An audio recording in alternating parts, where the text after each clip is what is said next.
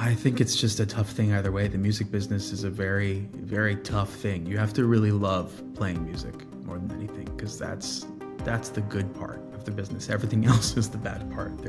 It's a very dangerous, scary thing where people are always out to get you. The entire world once saw Wolfgang Van Halen through a single lens. Eddie Van Halen's son, the heir to a legend who reshaped rock music. He was branded a nepo baby and faced rejection and hatred from his own father's loyal fan base. Even on stage, he had to endure boos and public taunts. Then, that familiar image shattered. When a completely different man stepped onto a Las Vegas stage, lean, explosive, almost unrecognizable, the entire rock world was stunned. This astonishing transformation was no miracle. Behind it lay a brutal secret, a shock even more painful than his father's death, which had dragged him into the depths of despair. So what really happened? What upheaval forced Wolfgang to break down his old self and powerfully rebuild himself anew? Origins: a childhood in the shadow of greatness and a broken family. Wolfgang Van Halen was born on March 16, 1991, in Santa Monica, California, as the only son of two titans of the entertainment industry, guitar legend Eddie Van Halen and television star Valerie Bertinelli. His name, Wolfgang, was chosen by his father in honor of the genius composer Wolfgang Amadeus Mozart, carrying with it immense hopes and expectations of greatness. In reality, however, that name became part of the colossal shadow he was forced to live under. From the moment he was born, he was not seen as an individual, but as the son of Eddie Van Halen. His childhood was far from a Hollywood fairy tale. The Van Halen household was always filled with music, but it was also filled with tension. Eddie's ongoing struggles with alcohol and drug addiction led to frequent arguments and a chaotic family environment. Wolfgang grew up caught between extremes: the immense love of his parents and the instability caused by their personal demons. In 2001, when Wolfgang was only 10 years old, his parents separated, and their divorce was finalized in 2007. The dissolution of his family was the first great loss of his life, leaving him stuck in the middle as he tried to navigate a relationship with both parents while his world fell apart. It was during this turbulent period that he began to take music seriously. His father taught him to play the drums, then bass, and finally guitar. But for the young Wolfgang, music was not initially a source of pure joy or a creative calling. It was a means of escape from a painful reality and a way to connect with a father he felt was slipping away. He never had a normal childhood, as he couldn't go out with friends without being recognized, and his every action was inevitably compared to his father. When he showed musical talent, people didn't say, "Wolfgang is gifted." They said, "He's just like his father." He constantly felt like a copy, a shadow, a mere reflection of his father's grand legacy. This constant comparison and the search for his own identity formed the challenging foundation of his early life, setting the stage for the struggles he would later face in the public eye. Hated by the public and cruelly bullied. It was against this backdrop of identity struggle and family pressure that the story of ruthless public judgment truly began, shaping a challenging decade in Wolfgang's life. The first cracks in his fragile identity and the isolation he felt had appeared long before, when he was just a teenager. The story of the public's rejection of Wolfgang Van Halen began when he was just a child. In 2004, at the age of 13, his father, the legendary Eddie Van Halen, proudly introduced him on stage in front of a crowd of 20,000 people. He played the instrumental piece 316, a song Eddie had written specifically for him, in what should have been a heartwarming moment of generational pride. However, for many in the audience, it was merely an opportunity to scrutinize the boy, as they were not looking for a new talent to emerge, but were instead waiting for him to make a mistake. An invisible and immense pressure began to settle on the shoulders of a young teenager who was simply trying to play music. 2 years later, in 2006, that pressure erupted into a firestorm of public hatred. The band Van Halen announced a major lineup change, revealing that Michael Anthony, the band's founding bassist and the voice behind their iconic backing vocals, was being replaced. His replacement was Wolfgang Van Halen, who was now only 15 years old. This decision ignited a wave of fury among the band's loyal fan base, who saw it as a blatant act of nepotism and a deep insult to the band's legacy. Almost overnight, Wolfgang became the primary target of their anger and resentment. The backlash was immediate and brutal. At just 15 years old, he began receiving death threats through email and online forums.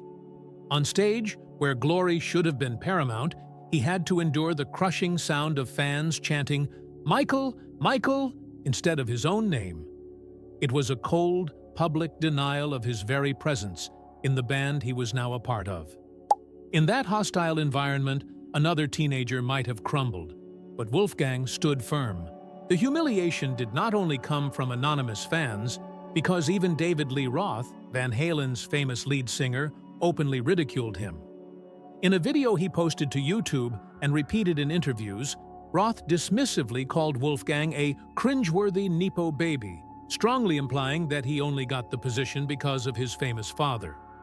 Roth went even further, but it seemed each attack only further forged the young man's will. The peak of tragedy. Losing his father and a dark mental struggle. While the outside world was attacking Wolfgang for being the son of Eddie Van Halen, he was fighting a deeply personal battle inside his own home to save the very man he was being condemned for. During the recording sessions for the album A Different Kind of Truth, which was released in 2012, Eddie Van Halen's struggles with addiction resurfaced with a dangerous intensity. His condition became so severe that it threatened to destroy not only the creative process, but also the fragile bonds of their family.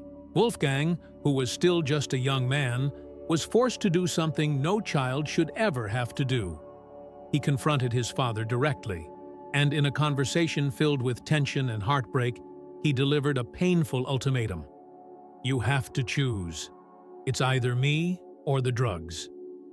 It was an act of incredible bravery, but one that was born from profound pain, forcing him to stand in opposition to the father he idolized, compelling him to choose between his family and his self-destruction.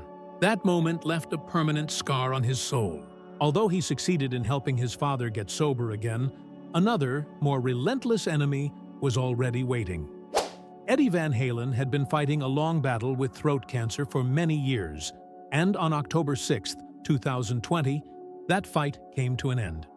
Eddie passed away at St. John's Hospital in Santa Monica, California, at the age of 65.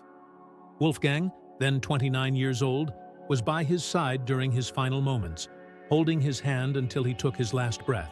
The death of Eddie Van Halen was not just the loss of a father, it was the complete collapse of Wolfgang's world.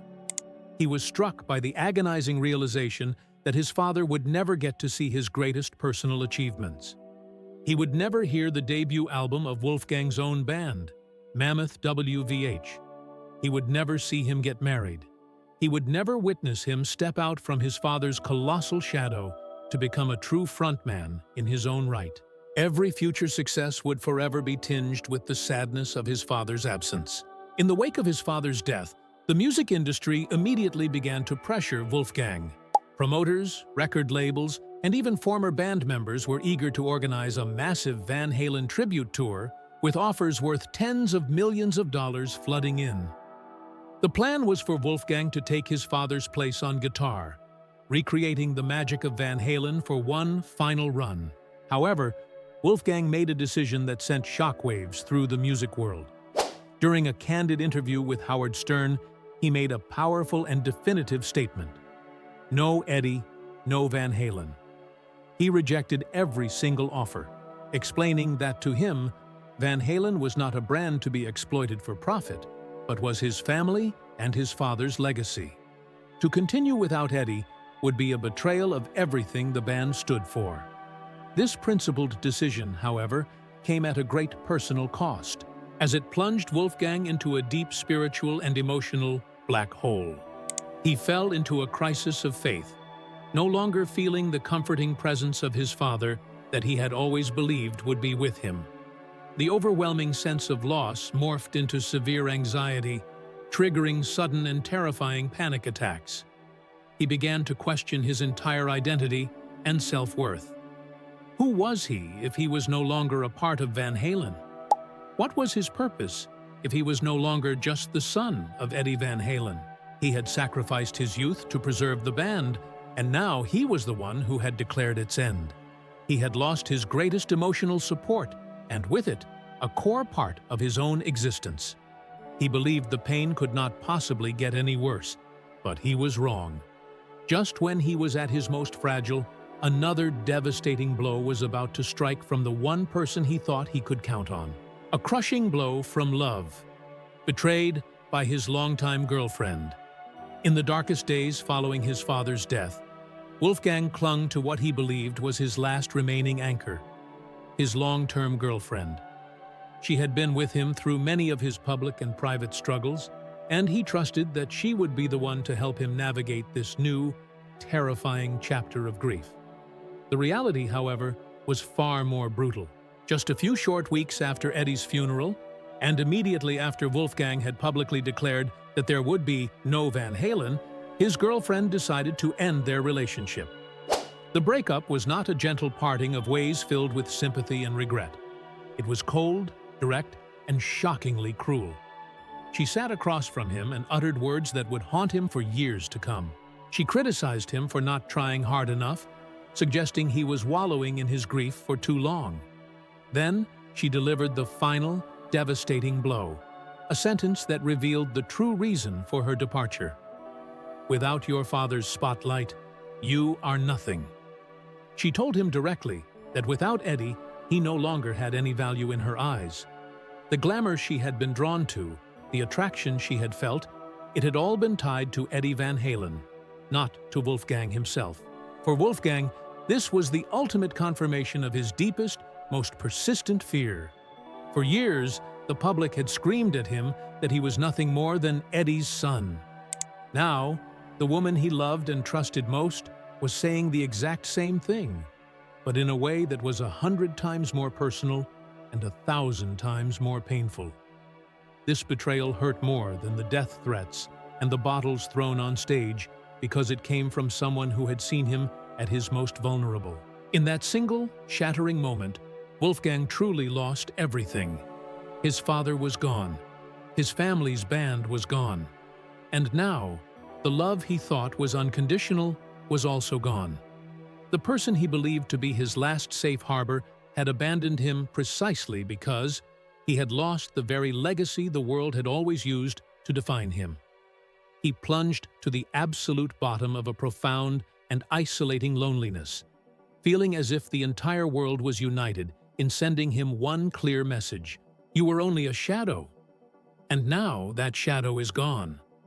This was the final critical blow, delivered when he was already down, and it pushed him into a state of complete and utter despair, leaving him with nothing but his music and his pain. The years that followed were a desperate struggle in the darkness, a fight not just against the world, but against the demons inside his own mind. Years of struggling in the darkness. After being abandoned so cruelly, Wolfgang channeled all of his pain, anger, and despair into his music. He poured his broken heart into completing the debut album for his solo project, Mammoth WVH. This was not a collaborative effort. It was the singular work of one man. He wrote every song, played every single instrument, guitar, bass, drums, and keyboards, and sang every vocal part himself. The album was meant to be his declaration of independence, a testament to his own talent. When the album Mammoth WVH was released in 2021, it was met with widespread critical acclaim, topping multiple Billboard rock charts. The song Distance, a touching tribute he wrote for his father, even earned a Grammy nomination for Best Rock Song. On paper, this was the validation he had been seeking his entire life, proving that he was a legitimate artist who could stand on his own, without the Van Halen name. The reality, however, remained harsh. Despite these significant achievements, a large segment of the public and the media refused to let go of their old perceptions. The Nepo baby label clung to him, as many cynically suggested that his success was only due to the public's curiosity following his father's death, or because he had access to resources that other artists did not. He was still dismissed as a rich kid, a privileged individual whose accomplishments were not truly his own. Every success was viewed through a lens of skepticism, robbing him of the genuine recognition he craved. This relentless scrutiny, combined with his unprocessed grief and the shock of his breakup, took a severe toll on him both physically and mentally. He turned to food for comfort, as the immense stress, sorrow, and demanding tour schedule led to uncontrollable weight gain. At his heaviest, he weighed between 240 and 300 pounds, approximately 108 to 136 kilograms.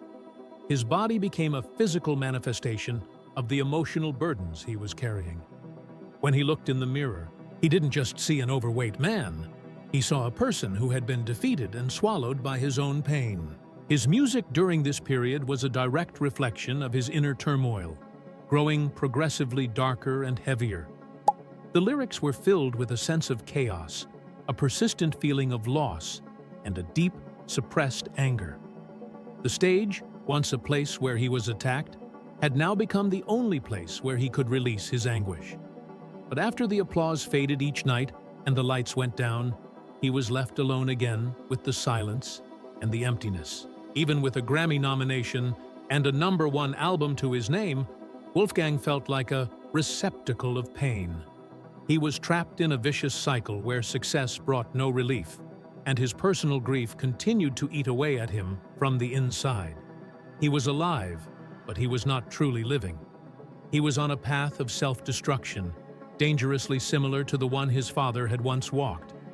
Then, at the very bottom of this abyss, a realization finally broke through. He had to change, or he was going to die.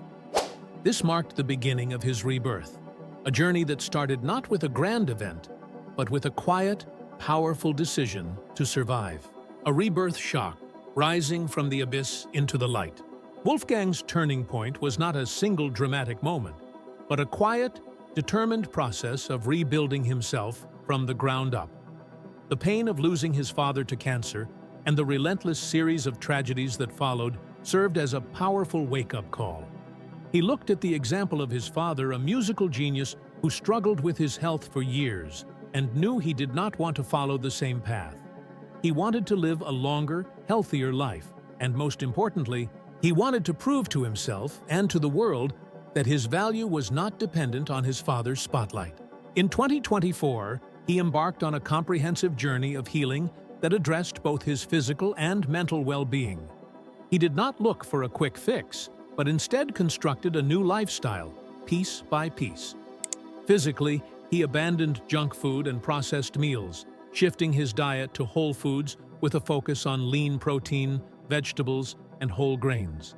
He also committed to a consistent workout routine, combining cardio to burn fat with weight training to build strength. This required incredible discipline, especially while maintaining a busy touring schedule. Mentally, he sought professional help, starting therapy sessions to confront and process the layers of trauma that had accumulated since his childhood. He learned meditation techniques to manage his anxiety and panic attacks, and he began the difficult work of forgiveness not for those who had hurt him, but for himself, for allowing his pain to control his life for so long. The results of this dedicated effort soon became astonishingly clear. Over the course of a year, Wolfgang lost between 50 and 60 pounds, about 22 to 27 kilograms. The transformation was about more than just weight. His face became sharper, his body grew stronger, and a new light appeared in his eyes. In early 2025, when he and his band, Mammoth WVH, began a series of shows in Las Vegas, the public was genuinely shocked. The man on stage was no longer the heavy, somber figure they remembered. In his place stood a confident, radiant frontman, bursting with energy. He moved across the stage with agility. His voice was powerful, and his smile was genuine. Many people in the audience later admitted that they didn't recognize him at first. It wasn't just a physical change. It was a complete rebirth. His success continued to grow with the release of his second album in 2025, which he symbolically titled The End. It was a massive hit. The music still carried traces of his past suffering, but it was now told from the perspective of a survivor, someone who had found strength in his scars. He was no longer the victim of his own story. He had become its author. The subsequent world tour sold out venues globally, and on stage, Wolfgang no longer shied away from his past. He spoke of his father with love and reverence, but he also firmly established his own identity.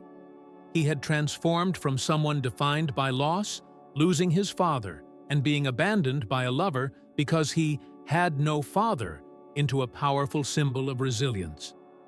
His journey from the depths of despair created a powerful sense of catharsis for all who watched, a living testament that even from the ashes of tragedy, life can re-emerge, brighter and stronger than ever before. Many who witnessed this incredible transformation wondered how it was possible.